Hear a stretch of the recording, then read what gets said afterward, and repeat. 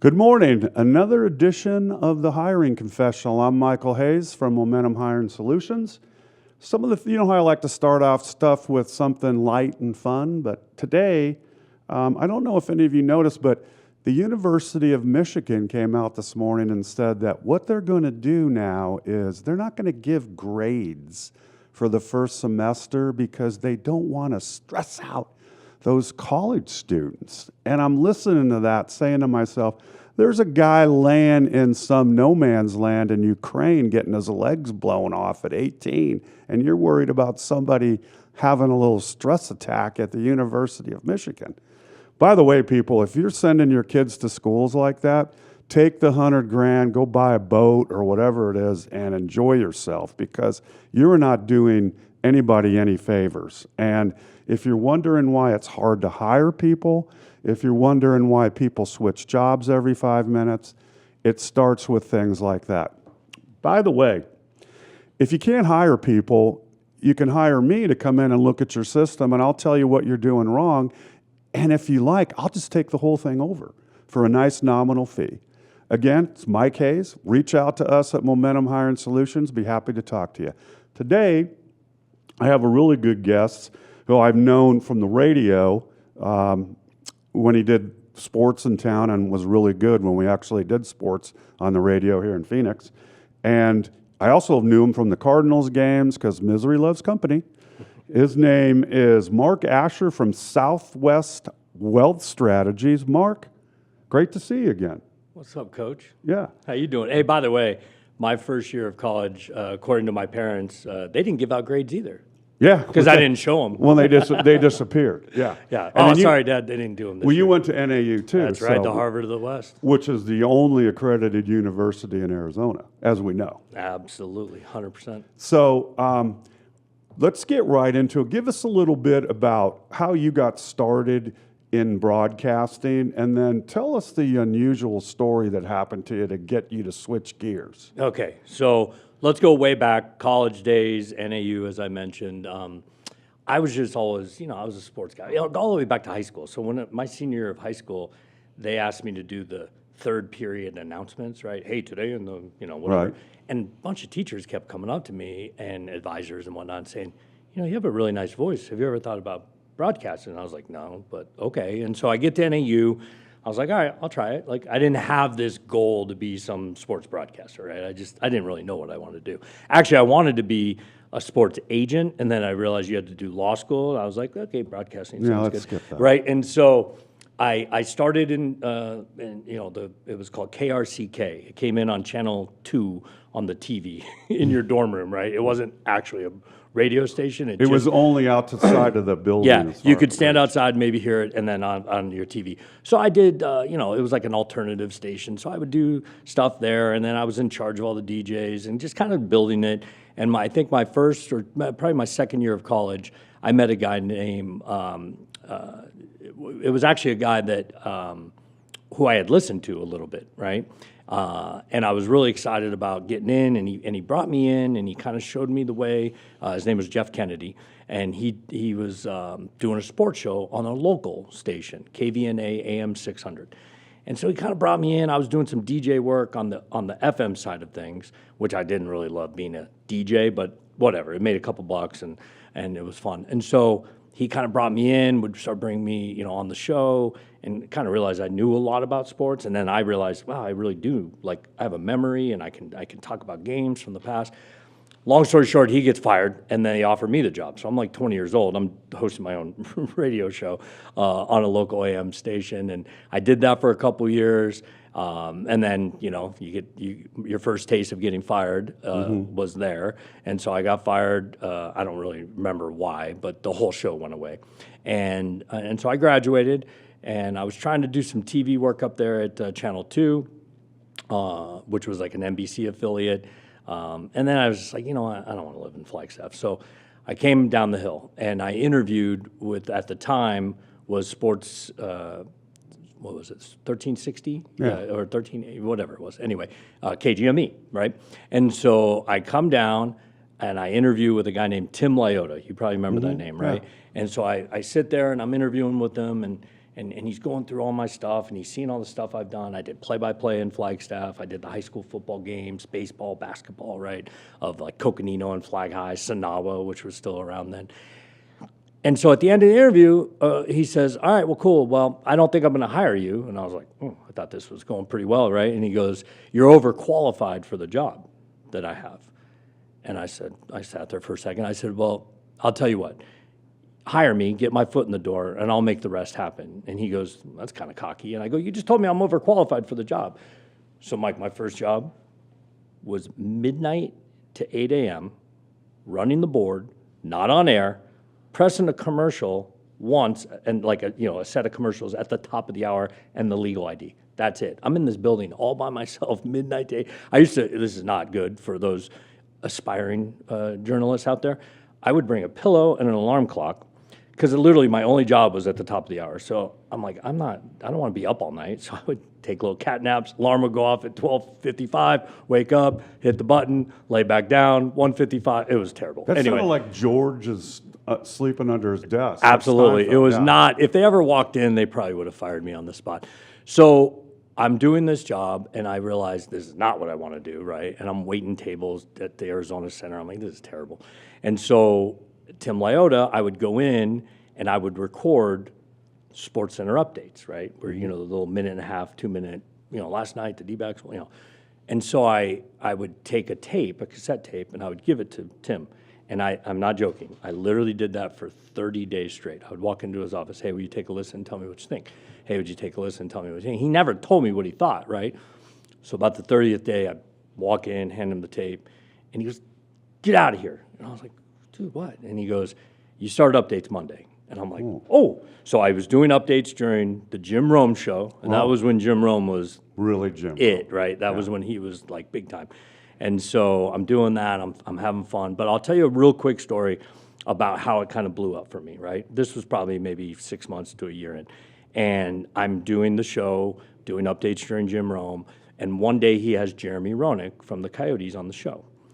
I go to the game that night, getting sound. That was part of my job. So Roenick has like 2 goals and an assist. Coyotes win. So I go up to Jeremy Roenick, thinking I gotta get some tape on this and send it back to Romy, right? So my microphone's on, and I say, hey, Jeremy, Mark Asher, I produce the Jim Rome show here in Phoenix. And he goes, what's up, man? I go, hey, can you talk about Jungle Karma? Because Jim Rome used to talk about guys come on the show and then they have great games, right? So JR has this unbelievable soundbite, right? Talking about Romy's my man. I'll go on the Jim Rome show. I'll go on every day if I have a game like this, right? Cut, boom, call the guy, the producer, Travis Rogers, T-Rog. I say, hey, I got this great sound from Jeremy Roenick. Do you want it? He's like, absolutely. So I send the whole thing, including the part that I said, hey, Jeremy, I'm Mark Asher. I produced the Jim Rome show. Oh. I didn't mean to, but I was in a hurry. Yeah. So that's not true. I didn't produce the Jim Rome show. I just was a board op and an update guy. So I send it next day or that day. Jim Rome's doing his show, and he goes, dude, last night one of the locals, he's doing the Jim Rome voice, and he goes, and he had this classic exchange with Jeremy Roenick, and it plays, hey JR, I'm Mark Asher. I produced the Jim Rome show, and right away I'm like, oh boy. No. So he plays a cut, and Jim Rome goes, attaboy, that is what it's all about. Jeremy, it's all about the jungle. He goes, wait a minute. Actually, it's all about my boy, Mark Asher in Phoenix, lying to Jeremy Roenick, telling him he produces the Jim Rome show, right? And I'm sitting at this board going, I'm done. There's the career, fun, I'll go work fast food. It was over. I'm like, because he's making fun of me, but also like propping me up. Yeah. He's like, that a boy, Ash. He goes, you can use my name for whatever you want. Jobs, money, chicks. He goes, if you ain't lying, you ain't trying, right? And so he goes on this whole thing. I hear Tim Lyotta's footsteps running down the hall. And I'm like, here it is. I'm done. Like, grabbing my stuff, ready to leave. He's talking about you? I go, yeah. He goes, I want the sound. That day and for the next month, a promo played about me with Jim Rome, that whole exchange. And it took off from there. So I kind of credit Jim Rome with making fun of me for kind of giving me a name in the Valley. And then a few months later, Lyotta left the afternoon show with Gambo. I think he went to the mornings. And so they were trying all these hosts out nationally and different guys locally to be Gambo's co-host. and I would fill in when they didn't have one, right? So I would do the show when they didn't have someone scheduled to try out. And at the end, Gambo goes, I want to work with Mark. Like, he's the best one we've had. And I got hired at 24 years old. I was one of the youngest talk show hosts in the country in a big market. The rest is history. We did that show for 13 years until July 21st, 2011. I know, and one of the July 20th, 2011. one of the reasons why I saw that, and I'm like, wow, this is an interesting guest, because you're always talking about, I mean, I'm always talking about the confidence level. When I teach at GCU and stuff, I'm trying to tell people that you got to roll with the punches. Like, you Absolutely. took a great thing. Can you imagine how big that thing would have been today with all the extra stuff that's available? Oh, yeah, Twitter and all Yeah, that it had would have just been everywhere. started when Yeah. I was getting out. But lots of people, one bad thing happens and they're toast for 6 months, 2 years, their whole life Or goes in ever, the dumper. right, Yeah. But how? So the reason why, as soon as I saw your post, because you do it every year, I do it every I year. always read it because it's really it's probably funny to you now, but it wasn't funny when it happened. No. So, but tell them what they did, because it's a pretty good story. Yeah. Give us a little synopsis of how that went. All right, so real quick, it was July 20th, 2011. Not that you remember it. Well, you Yeah, remember those exactly. dates. And I got called in to a meeting, and everyone had a meeting. Every host had a one-on-one meeting with the program director. His name was Ryan Hatch. And Ryan's like, hey, after the show, meet me at the Swizz, right? The Swizzle Lounge on 16th Yeah. and Bethany, real crap hole. But anyway, and he's like, for a beer. Not thinking anything of it. We'd done it before, right? Mm-hmm. I walk in, and there's Ryan Hatch, but also Scott Sutherland, who was the general manager. And I was like, this isn't good. Like, what's he doing here, right? Mm-hmm. So we walk in. They have a Bud Light waiting for me. I had just signed a big endorsement deal with Budweiser for the state of Arizona. I was going to be the voice of, like, Bud Light, promotional, blah, blah, blah. So I was really excited. It was a big deal. And they're like, Bud Light, right? And I go, yeah, I have to drink Bud Light in public, otherwise I'll get fired. And I kind of looked at them like, what are we doing here? And they said, today was your last show. And I'm like, what? And I was blown away. I didn't see it coming at all. And I kind of asked, like, what did I do wrong? And they just said, look, we're just restructuring. People forget, Gambo got sent from the afternoon show to middays. So he got like a little demotion as well. Right. They took Doug and Wolf from the mornings and put them in the afternoon. That lasted a year, and then they restructured everything. But they were like, they were nice, and it wasn't like, I didn't go out swinging or anything. I was just like, wow. And so I went home. I was supposed to go on a date with my wife. We were just dating at the time, and I canceled, obviously. And I got fired. yeah, I literally, and so I called a couple of my buddies, and I said, hey, grab a bottle of vodka, and I'll meet you at the house, and something to put it in. And they're like, okay, what's up? And so we get there, and I tell them, and so we drank it all at my house, and we were laughing, we were crying. I was scared. I was like, this is all I've ever done. I was 37 years old. This is the only thing I'd ever done my whole life was talk show. And so I'll never forget. I had pretty good buzz going, and but just went upstairs to my room, went to sleep, woke up at 6 in the morning, like nothing happened, like no hangover, no. And it was like I just had this weird clarity. I'm done. Like, I'm done with radio. I'm not doing it anymore. I don't know what's next, but that chapter in my life is over. It was so clear. It's weird. I tell that story just because and so, then we'll get to what happened after that. But I never really looked back, and so the reason I post every year on July 20th on Facebook, I was going to stop year 5, right? Like I would post, today was the day, 1 year ago, I got, and I was lucky because one of my best friends, his name's John Arnold, fraternity brother up at NAU, he was my financial advisor, right? And he called, a couple days after, and he's like, hey, I know what's next. And I was like, what? Okay, what's next? He's like, we're going to open a wealth management firm together. And I literally hung up on him. And he calls me back, and he goes, you just hang up? I go, yep. He goes, why? I go, because you're talking stupid. Like, what? I don't know anything about that. That's why I pay you. And he goes, let's go golfing. And I'm a sucker for free golf, as you know, right? So I was like, all right, fine. And then he just started he's like, look, it's not what you know, it's who you know and how you carry yourself, and people trust you and respect you, and you have a great name, and I'll teach you what you need to know. It's not that big of a deal. And so I looked at a couple other things. I actually looked at some like commercial insurance, so like big corporate insurance sales, which pays unbelievable, but If you can put up with if all you can the- put up with the first like 5 years, and I just wasn't sure. Plus, the guy was like, radio is over, and I didn't really. I wanted to dabble maybe, but not do it as a career. And so I knew I didn't want to go work for another radio station because I was at the top. I was at KTAR, best show. And that's been around since I'm 64. It's been Same around with since me. I I was used to listen to it with my dad. Yeah, Jude LaCava and all the different names that would do the show, Brad Sesmat. So anyway, I made the choice to join, my buddy, and we started. So then I had to take the test. Which is always fun. Can't just be a financial advisor. You have to work for it. So I'm reading this stuff, Series 7, 6. I'm reading it. It's Chinese hieroglyphics. I didn't know what it was. I don't know anything about puts and calls and options.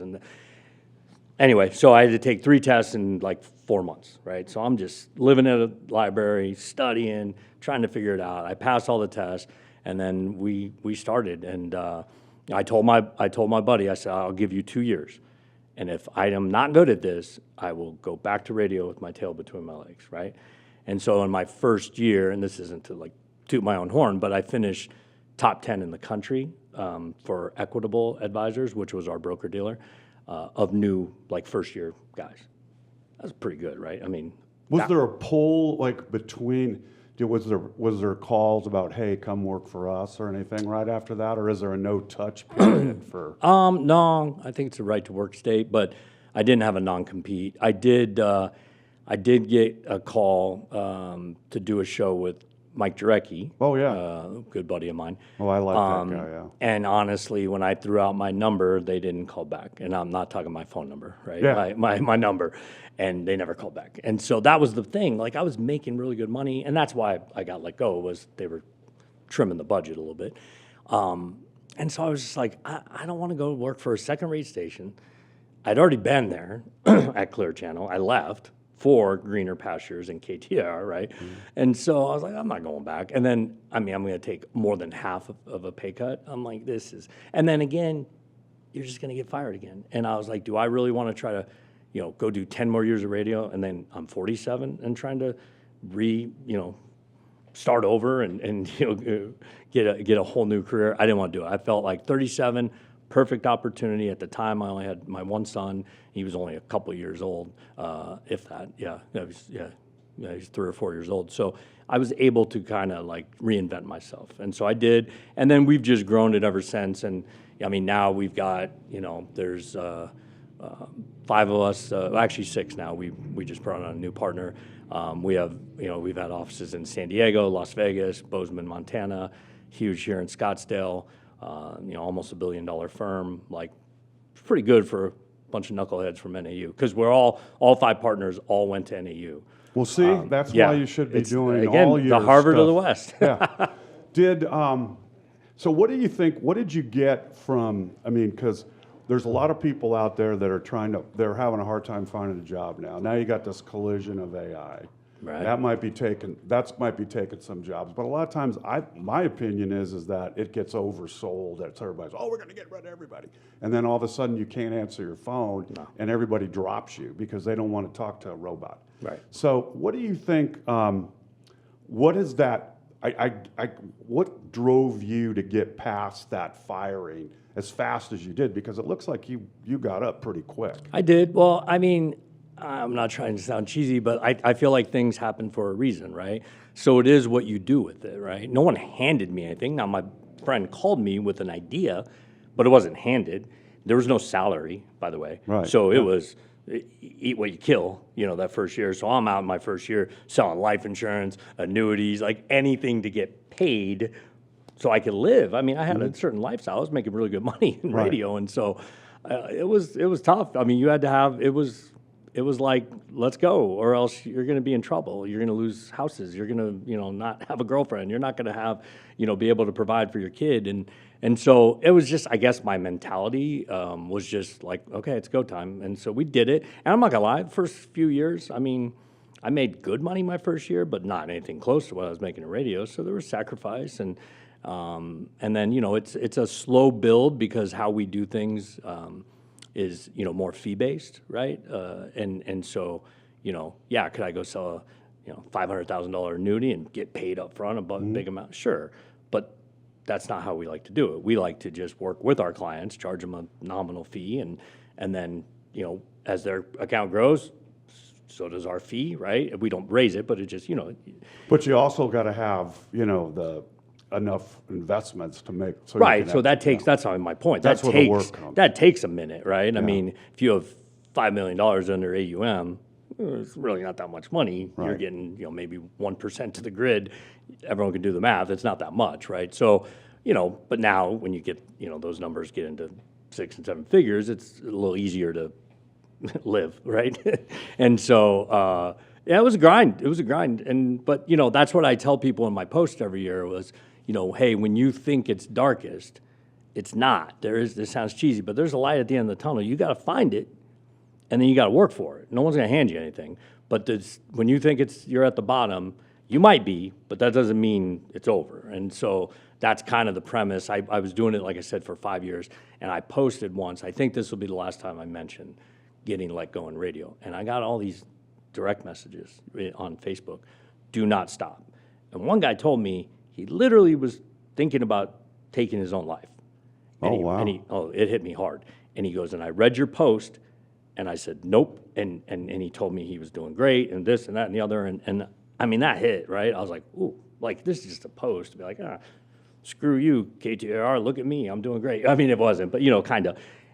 And instead, I realized, this is actually hitting home with people, right? So now, 15 years later, 16 years later, whatever it is, 15, yeah, I still do it. And people still, I look forward to this every year. And it's not a brag. It is literally a testament to when you think you're at your darkest, you're not. And you can turn it around.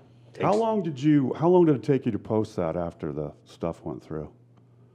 Did you wait a year or did No, you? it was the first year. Yeah. Okay, so you did it pretty close. Well, because I said in the first year, for those of you wondering, it was more of like, hey, here's an update on your boy Ash, right? Here's what I'm doing. Also at the time was maybe to try to get some business, Right? Because I was still hunting. And so, yeah, that was the first year, and then the second and the third, and it's in my calendar. Every July 20th, post on Facebook, and it pops up, and I go, yeah. Now, Now I can have GPT write it, though. So Oh, yeah, they won't. Yeah, they'll correct it and make it sound really exactly. like a robot. Wow, you sound so eloquent, Ash. How do That's you do not that? it because when I use it, people will go, "Hey, I think I know how you use ChatGPT to write that because it doesn't sound like you." And I Right. stopped doing it. I agree. Yeah. You have to put it in your own words. Because I'm a big fan of the networking, and you try to talk to kids about this and job seekers and things. How did you get a hold of that part? Was that from the radio station, meeting people through that, or because you have to build up?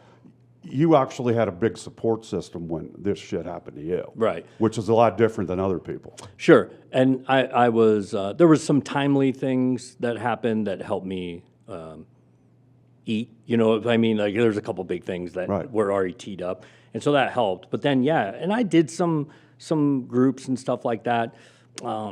As a financial advisor, some of those like BNI and stuff like that, I'm not talking bad about them, but it just wasn't for me.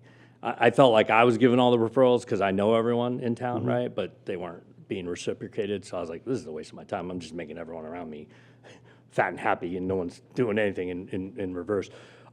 It is, I think a lot of people thought I was going to have all these athletes. Larry Fitzgerald, Hall of Famer, by the way, props, Yeah. Larry, as my client. I was good friends with Larry. I didn't call Larry Fitzgerald and be like, hey, so I'm not in radio, but I'm no way. Shane Doan, Jeremy Roenick, who I'm not friends with after that day 20 some odd years ago. I don't think I have maybe one or two athlete clients, and they wouldn't be guys who anyone knows. Like they're it's not about that. Now, what I did take was some of my business relationships, right? Whether it was through commercials or different things than that. And I still work with those today. Then I have a great friend group, right? And so when I went to NAU, I joke, like, we were a bunch of dummies, right? We were a Delta Chi fraternity. We were a bunch of idiots, right? Just partying, doing, I don't know what, but there was like a 5-6 year window of Delta Chi's at NAU, maybe even longer than that these dudes are all like ballers now. I mean, everyone in my group, I mean, just huge companies around the country, around the state, like not a lot of deadbeats came out of our, right? And so now, you know, guys that own nightclubs right here, a fraternity brother of mine, like guys, you know, lawyers, plastic surgeons, all kinds of different companies, aerospace, like amazing stories, all of them in their own right. And you know, there's some reciprocation there, right? We're all buddies. We're all, hey, I want you to take care of this, and I'll do, okay, I'll send you this. And so your inner circle is going to help you big time. And sometimes you have to tap into it, right? And see what's out there. And sometimes it takes time. Like that was the hard part for me was I think everyone was waiting for me to just, you know how people get fired and then they call you, hey, Mike, I'm doing mortgages. And then a year later, like. Or hey, you're a plumber. Hey, Mike, I got this, I got that. And you realize this person has no idea what they're doing. They're just trying to survive, which you can appreciate. Doesn't make you want to do business with them, right? And I think a lot of people in my first 2 years were like, he's going to end up back in radio. This is just biding his time in the financial advising. And I had to try to tell him, like, I'm not going back to radio. You have my word. Like, now I did go back in a part-time role but it when I was did money related radio. to the business. Yeah, it was just it was an hour show. I wasn't doing afternoon drive. It wasn't, you know, it wasn't even a job really. And I did, you know, I did a year here with Pratt's group. And but that was just for fun, make a little side money. I was just trying to make it, right? I was just trying to survive and live until the money started coming in. So yeah, you know, sometimes you have to, you know, call, use those people, tap into your inner circle, your true friends, and see what happens. No one wants to see any of their buddies fail, right? So to a certain extent, and now, as we're all old now, you know, as you can see by the gray hair, I mean, I got guys ready to sell out and, you know, sell their companies and retire. It's a whole new world we're in now, right? Now I've got not guys that, oh man, you were making a lot of money back then. No, now you're sitting on a company that's worth $50 million. What are we going to do, right? And so it's fun, right? And we get to participate together. So that's been one of the more rewarding things, just seeing my friends and their growth and their successes. And then, you know, I've made a lot of friends in this business with new clients I had no idea I'd ever be friends with. Like, I'm really friendly with all my clients. Like, are there a few that are just transactional or, you know, I talk to them once a year? Sure. But a lot of them, like, we're friends, you know. I know everything about the family. I know everything about the kids, and it's really cool. I joke with people all the time, like my elevator pitch, you know, if you will. I used to help you get home, right, from your drive. Entertainment, right? You were driving home 2 to 6. You wanted to hear about the Cardinals trade. You were listening to me. So I helped you get home. I still help you get home to retirement. Yeah. It's just a different way of getting home, right? And so that's kind of my cheesy elevator pitch, if you will. Does now a lot of things I talk about with people that are going to school or whatever, but I noticed that, you know, lots of people are still taking online courses and stuff, but you don't get the same bang for your buck. Like, you can't develop a lot of stuff with other people that you don't see, and you're just seeing them on a screen. Because I know a lot of people do online school today, but it's not as valuable. No, and you know, people have asked me. There's a thing called robo-advisor, right? Right, and, yeah. And it's kind of the AI world, Like the Benjamin AI. Yeah, this guy can put my portfolio together, and I'm like, yeah, sure, probably can. But when you have some real questions and you really just want to talk to a person through retirement, am I going to run out of money? What if we do this? Change. There's still something to that personal element of at least my business. And I think a lot of businesses out there. I don't think we're ready to turn over to robots and AI. Is it helping? Is it making things easier? Absolutely. Do I use it? Absolutely. Like, I use ChatGPT all the time for different things. And it's now incorporated into my world. You know, we recently switched broker-dealers and went to Raymond James. And Raymond James is a lot more accepting of the real world and technology as opposed to my old group. And we can use Copilot and ChatGPT. Now there's different versions, but they probably have a white label one in there. Yeah, but it's great. So then when you want to do all your reviews, we have thousands of clients, right? Like, it's a lot easier to put this together, put all the info in, and then, yeah, ChatGPT makes it sound a little cleaner, a little better, and you're also not typing it over and over and over.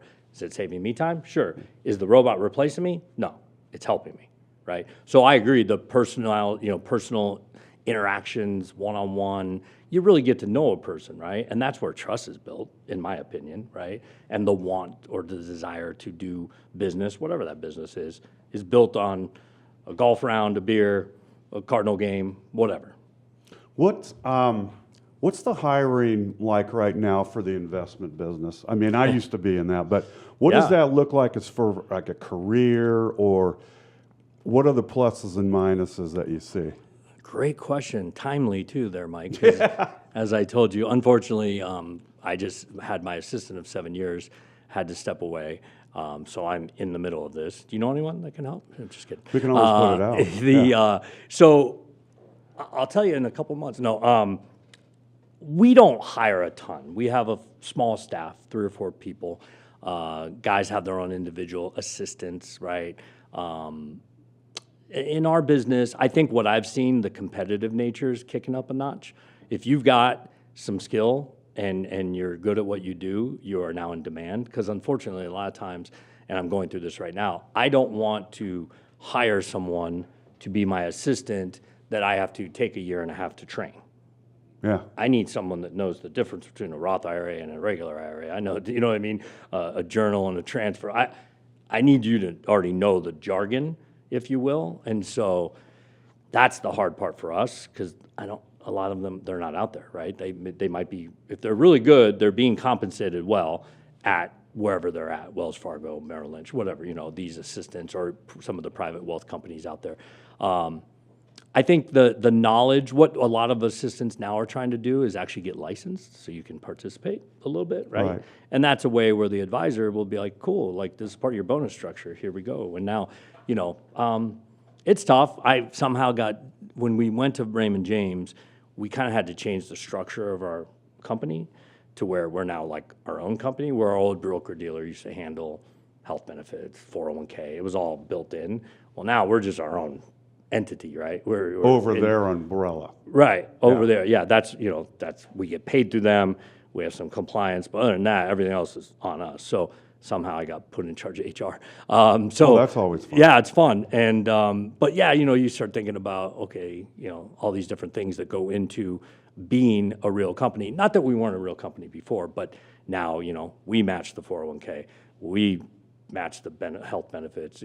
Trying to health benefits is a whole nother topic and not fun to deal with. So I think from the hiring standpoint, again, I'll know a little better. It's been a minute since I've had to go through it, right? And I think that was good for us. I mean, 7 years is a nice run with one company with our assistant, and she left there was no anger or anything. It was just she had some stuff that she had to take care of. So we're out there looking and trying to figure it out. And So she was with you. How long was she with you?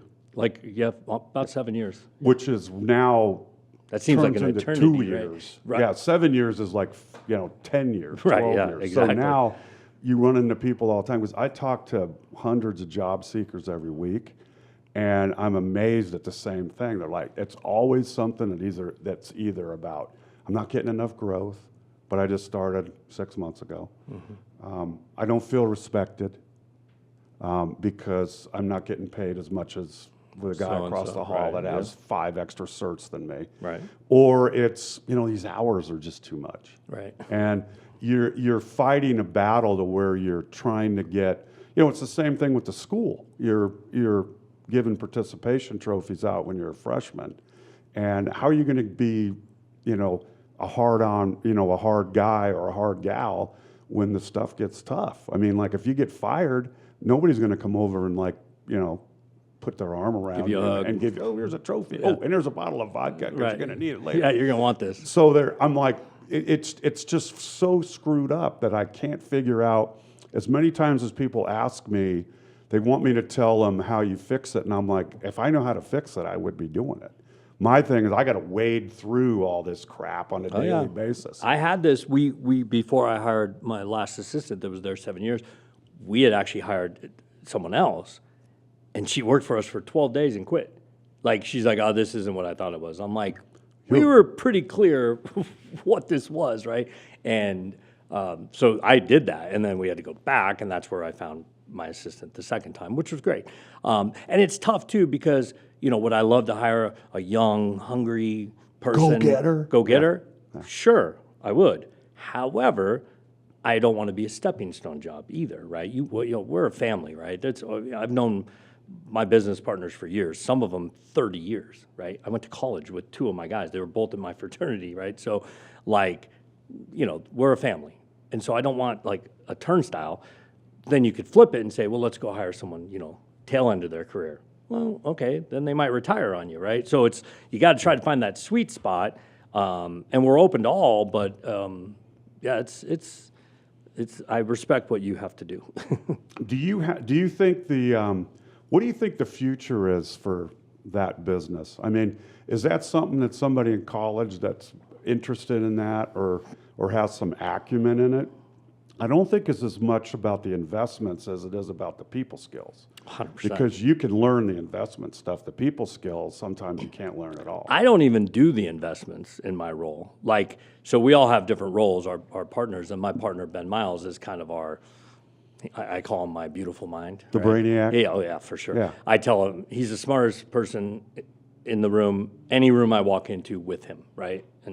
And the guy's a genius with this, and this is what he loves to do. He doesn't love to go find clients and network. That's not his jam, right? But his jam is, I'm really smart at this. And so all my personal, individual clients, I mean, he's basically managing, and they know that. He's in on the meetings, he's in on the reviews.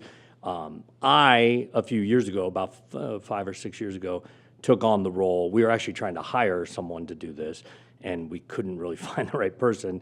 And so of course. My partners were like, why don't you just do it? You're already doing it. So anyway, I built out our 401k department. So I manage 35 or so 401ks, meaning company 401ks, right? The whole retirement benefits group. And so it's been really good for me to become an expert in that. I had to go do more classes and get more letters at the end of my name and all that, which I didn't love. But it's been really good because now I have an expertise in the business, right? And where before, no one was really coming to me to do joint work, all my young guys that work for me, no one was coming, hey, Ash, I need you to do. There was no reason, right? Unless they just were like a diehard fan from back in the day. I'd drop in and close the deal, but that happened very infrequently.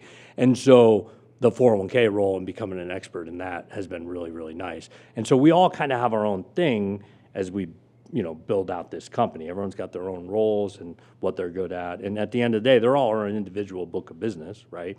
So if I decide to leave or retire, all these clients are mine. What do I do with them? Sell them, all that good stuff. So, yeah, I think that the industry future is still bright.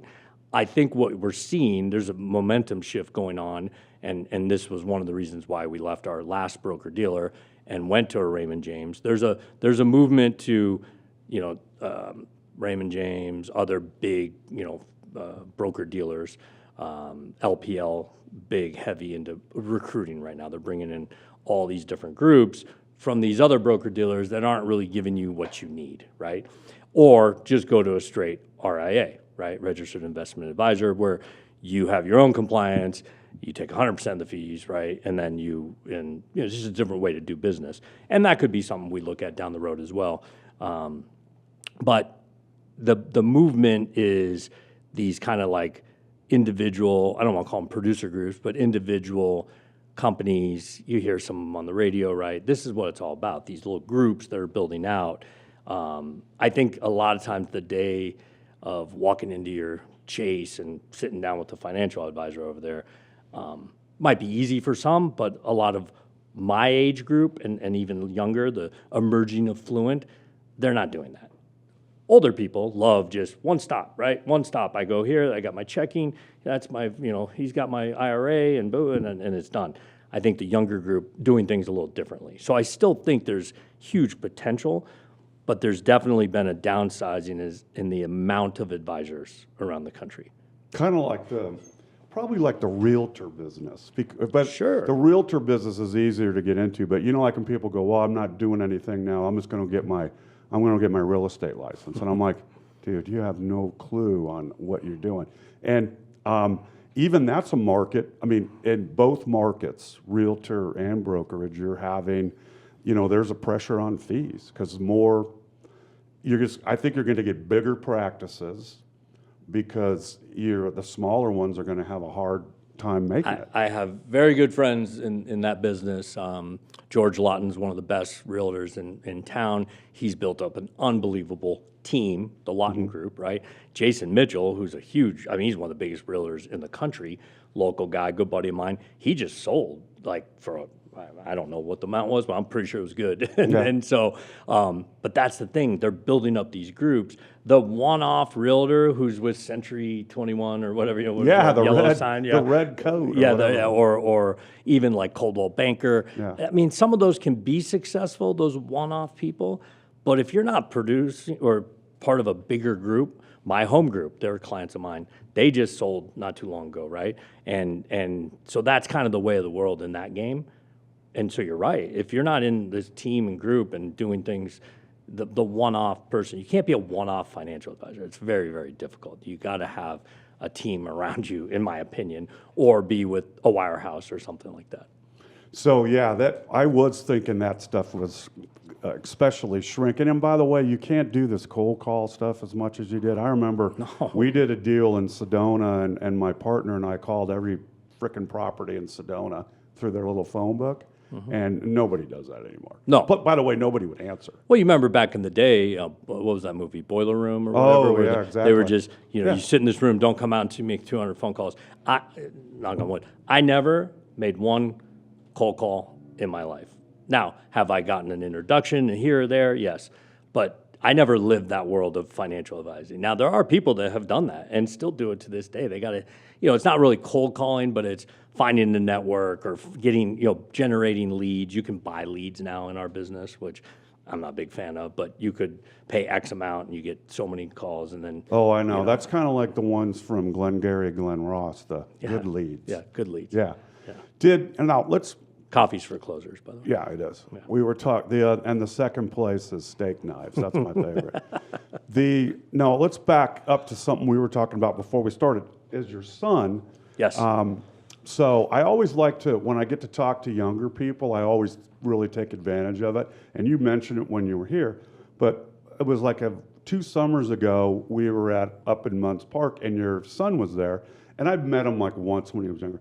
But I had like a 30-minute conversation with him. Oh, yeah, you got sucked in. Yeah, but no, I always like to, because my son's very like that too. He can talk to anybody, and it's not just about stupid stuff. It was, what do you do? And talking about this and that, and, what did you learn from your dad? Or what all, it was a really good discussion. Is that learned, or is that more innate? What do you think? I think it's a little bit of both. I definitely think, so I have 3 sons, but my oldest, who you're talking about, is Jackson. He's about to go to college. He is me. Like, he wants to be in broadcasting. If you had him here and close your eyes, the voice is almost identical. It's really weird. He'll answer the phone, or grab my phone, and grandma thinks it's me, and he's like, it's Jackson, and she's like, geez, like, what are you doing, So I think some of it's innate, right? It's what you got from me and my genes, and but I've also shown him the way too. But what I never showed him, except for how I handle myself with people, is I feel like I can walk into a room and I'm good, right? I can take it over if I need to. I can mix in just fine. Like, that's just part of my communication skill, right? I'm never awkward in a room. I'm never like, I don't want to be here. He's the same, and he's been that way since he was 5. It's crazy. And when he was 5, 6, 7, he'd rather talk to you for a half hour than another 7-year-old for 5 minutes. Yeah, like, that's he didn't interesting. want to talk to kids. He wanted to talk to adults. He always wanted to be in the adult conversation. He wanted to be at the adult table or the adult bar, right? He always wanted to be where the action was. He didn't want to go be, playing with Hot Wheels. And it's just grown. And so, on his baseball team, he played at Liberty High School, and his nickname was Unc, and like uncle, right? And because he doesn't listen to today's music, he listens to Metallica, Pantera. Right. This is his old school music. He's an old soul. He's just more mature than everyone else, right? So he's called Unc. I'm telling you, the whole school called him Unc. Teachers, principals, girls, like no one. One of the parents came up to me and she goes, "I just found out yesterday your son's name is Jackson," and I said, "Did you think I named my son Unc?" Like, and she goes, "No, I just didn't know what his name was." Like you couldn't She was a spell new correctly. parent on the team. I was dying laughing, and so yeah, he's just got this. He's a really good kid, always has been. And so he's going to college. We leave on Sunday to take him. He's going out to Chicago, Concordia University, Chicago. He's going to keep playing baseball, and he's going to try to get a degree in broadcast journalism. And I was telling you, and then we had to start this, but all the games at Concordia are broadcast on YouTube but by the students. Like they don't have Al McCoy, Tim Healy. They don't have the voice. But they're of the doing Cougars. it themselves. They're doing it now themselves. I got something on tape to show people. Which is great. I told him, I said, that's what you need. You know, that's what helped me get a talk show in Phoenix, a big market, top 20 market, at age 24 was I'd been doing it for 3 years at a real station, you know, in People college. don't count that as work, though. You know, it's like when a lot of times I've had students on here and they're asking, you know, should I put, you know, my working at Walmart or at a restaurant on my resume? And I'm like, yeah. Everything. Because that's customer service. Right. That's showing up on time. Did you have an internship? I keep pushing people to get more internships. Go to places. Don't go through the same old boring student stuff that they have. They never produce. Right. You got to get people on your own. And if you do, you'll end up getting somebody that teaches you something that's more than just, oh, hey, I got to come here every day.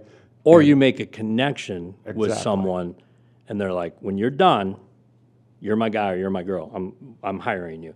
Yeah. You know what I mean? That happens all the time because if they get to see the person, the work ethic, the communication, the leadership, whatever qualities they possess or show during that time, that's your in, instead of now you're just in an interview situation, right? And so that's what I'm hoping for Jackson, like being in a big city. I mean, they're outside the city of Chicago, but 20 minutes. You know, who knows? Well, you know, go work for the White Sox. Go work for the Bears. Go work for, you know, get an internship with the Bulls. I don't know. He wants to be in sports one way or another.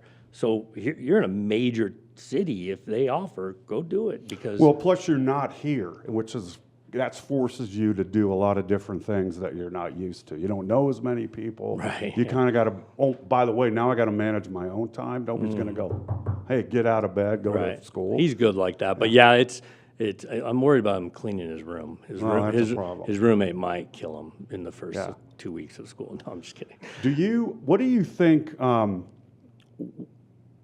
talking about, we always like to bring up the AI thing here. What do you think about the way AI is going? Do you think it's too fast, too slow?